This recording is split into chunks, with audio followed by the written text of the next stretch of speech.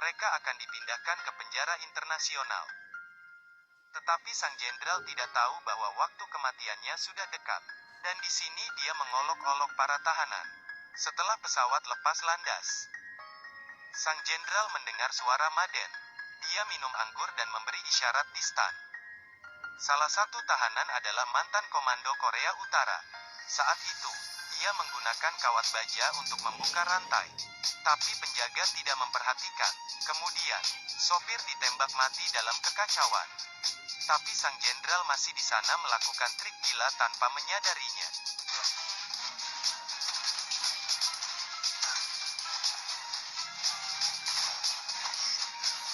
Dan para prajurit dengan cepat ditembak jatuh. Komando Korea Utara dengan cepat membebaskan tahanan wanita lainnya. Tunggu sampai jenderal mengetahui bahwa pengemudi sudah mati untuk melihat anomali. Dia dengan cepat menarik senjatanya untuk bersiap menyerang balik. Tapi sudah terlambat. Pistol Komando Korea Utara segera diarahkan padanya. Ini mungkin akhir dari menghina gadis.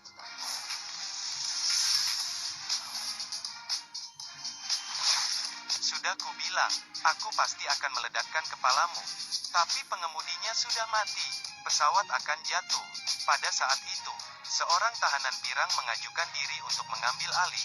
Ternyata dia pernah belajar menerbangkan pesawat. Jadi saya mencoba mengejar bebek pirang. Seperti yang diharapkan, kata-kata gadis itu luar biasa. Di bawah kemudi tahanan pirang, pesawat cepat gagal dan perlahan jatuh. Mereka akhirnya mendarat di pulau terpencil. Untungnya para tahanan baik-baik saja. Dan pasukan Komando Korea Utara datang untuk memeriksa lokasi kecelakaan dan menemukan itu semua. Senjata di pesawat tidak ditemukan. Sepertinya ada orang lain di pulau terpencil ini. Tapi sekarang mereka tidak terlalu peduli. Mereka memutuskan terlebih dahulu untuk mencari tempat untuk beristirahat. Pada malam hari, para tahanan berkumpul untuk menghangatkan diri dan segera tertidur. Tapi di tempat yang gelap ini seseorang sedang mengawasi mereka. Pasukan khusus Korea Utara melihat sebuah anomali. Jadi mereka dengan cepat membangunkan tahanan lainnya. Bersiap untuk melarikan diri dari sini. Tetapi mereka tidak berlari terlalu jauh ketika mereka ditangkap oleh sekelompok orang.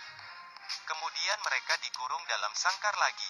Para tahanan yang baru saja tiba ketakutan. Tidak ada yang tahu bagaimana dia akan mengatasi ketakutan itu selanjutnya. Benar saja, menunggu tawanan bangun. Kedua orang barbar itu bergegas masuk lagi. Merencanakan untuk memaksa dua tahanan untuk bermain permainan kartu. Untungnya, Komando Korea Utara meraih tangannya dan memukuli orang barbar itu sampai dia pingsan. Memanfaatkan kesempatan ini, mereka dengan cepat menyelinap keluar dari kandang dan melarikan diri. Tapi segera sekelompok barbar mengejar.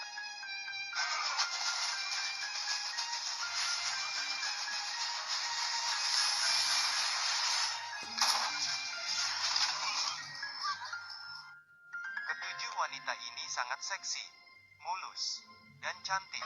Mereka berasal dari negara yang berbeda. Dan mereka semua memiliki kemampuan yang unik. Baru kemarin, mereka harus melakukan pendaratan darurat di pulau terpencil. Karena kecelakaan pesawat, dan ditangkap oleh orang liar primitif dari pulau terpencil. Pemimpin meminta mereka untuk bermain sepak bola dengan orang liar. Jika Anda menang, Anda dapat pergi dari sini. Jika Anda kalah, Anda tinggal dan berkembang biak untuk mereka. Gadis-gadis ini tidak punya pilihan. Mereka siap menerima permintaan pemimpin itu. Hari ini saya keluar dengan bikini putih, melawan tubuh cembung bergaris-garis. Di kejauhan, wasit membunyikan peluit awal. Pertandingan dimulai dengan cepat, karena kekuatan besar alam liar. Pada akhirnya gadis-gadis itu kalah. Ketinggalan 4 hingga 6 poin. Menurut kesepakatan, mereka harus tinggal di sini. 7 gadis itu tidak ingin tinggal. Mereka meminta kepada pemimpin untuk mengadakan pertandingan lagi. Dia mungkin belum melihatnya. Pemimpin setuju. Dia membuat aturan baru. Yang pertama mencetak 10 gol akan menang. Dan 7 wanita cantik langsung menjadi semangat. Tetapi sayangnya, pemimpin hanya memberi mereka 4 kelapa untuk makan malam. Yang jelas, ini merupakan merupakan trik pemimpin untuk menang. 7 wanita cantik makan dengan lahap. Sambil makan, orang Korea melihat pisau orang liar. Dengan cepat, dia menggunakan pasir untuk menyembunyikan pisau. Untuk berjaga-jaga dalam keadaan darurat. Setelah mereka selesai makan, orang liar membawa 7 wanita ke sungai untuk mandi. Mereka melihat keindahan keluar dari tubuh mereka. Mata penjaga liar dilindungi dalam cahaya keemasan. Dan membayangkan bahwa seseorang akan melayani dirinya sendiri di masa depan. Setelah selesai mandi, gadis-gadis duduk di bebatuan. Mereka mendiskusikan perlombaan besok. Semua orang tahu bahwa hampir tidak mungkin untuk memenangkan pertandingan besok. Tetapi, salah satu dari mereka memiliki seorang gadis Jepang yang merupakan ahli ramuan. Komando Korea yang cerdik segera datang dengan taktik, berdiskusi dengan gadis Jepang untuk meracuni sumber air. Tunggu sampai orang liar itu lemah. Maka, mereka akan mengambil kesempatan untuk melarikan diri. Tetapi, rencana ini ditemukan oleh pemimpin. Gadis yang memiliki ide dicambuk secara brutal dengan ratusan cambukan. Saat ini, mereka berpikir, ketika dia ingin melakukan sesuatu, pemimpin akan mengetahuinya. Bisa jadi, di antara ketujuh wanita itu ada informasi istimewa. Keesokan harinya, pertandingan dimulai secara normal, dan bikini tim wanita diubah dari putih menjadi hitam. Yang buas menjadi lebih agresif, didorong oleh keinginan untuk bertahan hidup. Kali ini para gadis berkumpul untuk mencetak 9 gol berturut-turut. Dari awal melihat bahwa kemenangan sudah dekat, orang liar mendapatkan kembali kepercayaan diri. Setelah dorongan pemimpin, dan dengan cepat memimpin, tim wanita akhirnya menang. Para wanita tiba-tiba diserang. Mereka ditakdirkan untuk tinggal, dan menghabiskan sisa hidup mereka dengan alam. Melihat orang-orang biadab yang ganas, mereka tidak bisa mundur ketakutan, tetapi orang Korea ingin melawan. Dia mengambil pisau orang liar yang tersembunyi di pasir, dan menyandra temannya. Gadis itu sedang mencari harta karun di pantai. Bonekanya tiba-tiba tersedot ke pasir. Awalnya dia tidak sadar, sampai sesuatu yang aneh mendekatinya. Dia bereaksi, tetapi monster di pasir mengejarnya dan terus mendekatinya. Melihat monster itu semakin dekat, satu kaki Madi telah melangkah ke dalam lubang pasir. Dengan cepat dia meminta bantuan saudara perempuannya, yang berada di sisinya. Tetapi untungnya monster itu hanya mengambil sepatunya, dan tidak pergi, malah terus mengejar gadis itu. Gadis itu berlari dengan cepat untuk melarikan diri, tetapi hanya dengan satu putaran menyerang. Robby dan Esmas bereaksi lebih dulu, dengan memanjat tinggi untuk menghindar. Rabi berbalik untuk menghindar, tetapi monster itu tidak berhenti.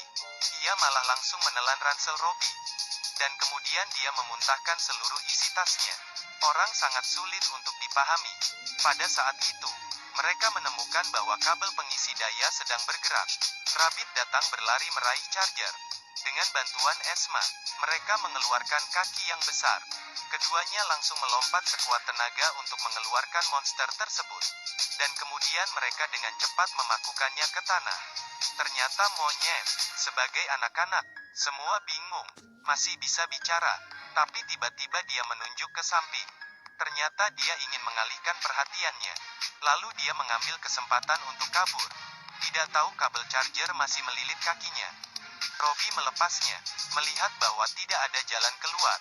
Dia hanya bisa mengakui bahwa itu adalah monster pasir legendaris yang mampu mengabulkan keinginan apapun. Tetapi hanya sekali sehari, Rabbit yang penasaran berharap dia bisa menjadi pemanjat terbaik. Segera setelah dia selesai berbicara, monster pasir itu hanya menarik napas dalam-dalam untuk melihat perutnya semakin besar. Karena perutnya akan meledak, segera melepaskan gasnya kembali ke penampilan aslinya. Orang mengira dia hanya menarik perhatian, tapi dia mengatakan, keinginan Anda terpenuhi. Dan setelah mengatakan bahwa dia membenamkan kepalanya di pasir dan menghilang, pada saat itu orang-orang tiba-tiba menemukan bahwa Robby sekarang lebih kuat, bahwa laba-laba memanjat tebing lebih halus daripada berjalan di tanah orang. Tidak tahu bahwa sihir menghilang ketika hari menjadi gelap. Setelah melihat kelainan, Robby terjebak di tengah tebing. Untungnya Rose berlari ke puncak gunung. menggunakan tali untuk menyelamatkan bocah itu. Keesokan harinya, mereka kembali ke monster pasir, menggunakan garpu untuk bertukar, membuat harapan bahwa semua orang ingin gadis kecil ini melepaskan tangannya, dan secara ajaib menerbangkan tubuh gadis kecil. Dia kembali lebih ringan dan lebih ringan. Dalam sekejap mata terbang di atas pohon. Terbang seperti bulu-bulu. Ada 3 saudaranya seperti dia. Semua karena ulah monster pasir. Di sisi Rose seperti Superman mengajarinya cara terbang, dengan instruksi saudaranya kecilnya. Rose belajar sangat cepat, terbang bebas di udara, dan bahkan bermain di laut. Pemandangan ajaib ini tidak sengaja dilihat oleh Tristan. Dia telah mencari monster pasir selama bertahun-tahun. Melihat anak-anak terbang di udara, pasti permintaan dengannya. Keesokan harinya anak-anak pergi ke monster pasir lagi. Kali ini mereka ingin kembali ke dunia 100 tahun yang lalu. Monster pasir bukankah dia menolak untuk terus memenuhi keinginannya dalam sekejap. Mata mereka terbang kembali 100 tahun yang lalu. Tetapi begitu dia tiba, pemilik perkebunan menganggapnya sebagai pencuri dan mengusirnya. Mereka semua melarikan diri dengan cepat. Hanya Rose yang tidak beruntung ditangkap oleh pemilik perkebunan, menangkap gadis itu dan membawanya ke gudang, mempertanyakan apa yang telah dia curi. Rose dengan cepat menjelaskan bahwa dia berusia 100 tahun dan mengeluarkan teleponnya untuk menunjukkan kepadanya.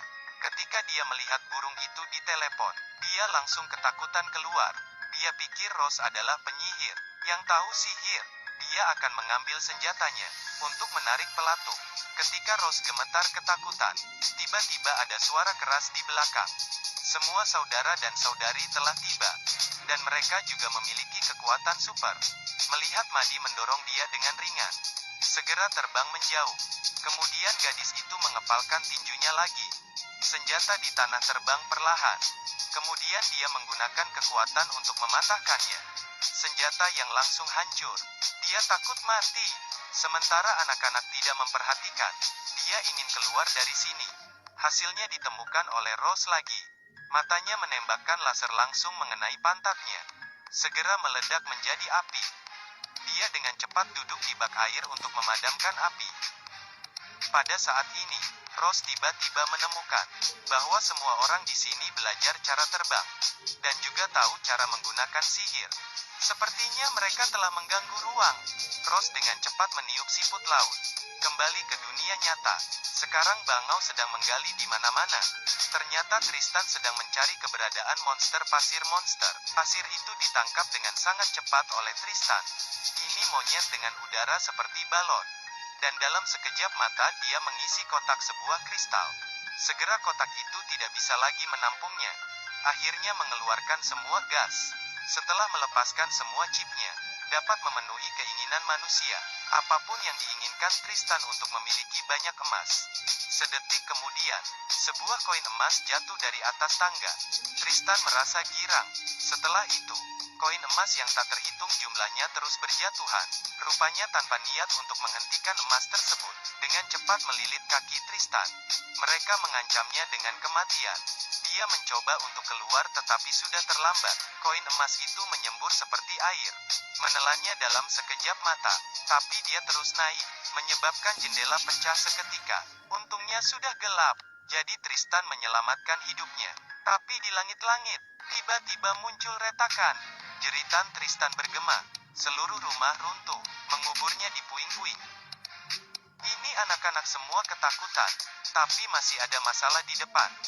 Karena pemborosan energi, sekarang monster pasir sedang sekarat. Tidak peduli apa anak-anak memanggilnya, dia tidak bereaksi. Madi berpikir mungkin dia lapar, jadi dia memberinya makan. Pasir sebenarnya keajaiban tak terduga. Muncul monster pasir bangun untuk melindunginya. Mereka bersembunyi di dalam mobil, dan ke pantai yang terisolasi. Setelah memiliki pasir, menjadi lebih aktif berenang dengan gembira di pasir. Sebagai imbalan untuk menyelamatkan nyawa, memutuskan untuk membuat keinginan. Tiba-tiba, anak-anak itu bukan untuk diri mereka sendiri, tetapi berharap orang lain tidak akan pernah menemukannya. Monster pasir sangat tersentuh. Ini pertama kalinya dia merasakan manusia mencintainya. Ceritanya telah berakhir di sini. Semua orang menginginkan hewan peliharaan untuk memenuhi impian mereka. Tetapi mimpi adalah mimpi. Anda masih harus berjalan dengan jujur. Jika Anda bisa memiliki monster pasif, apa yang Anda inginkan?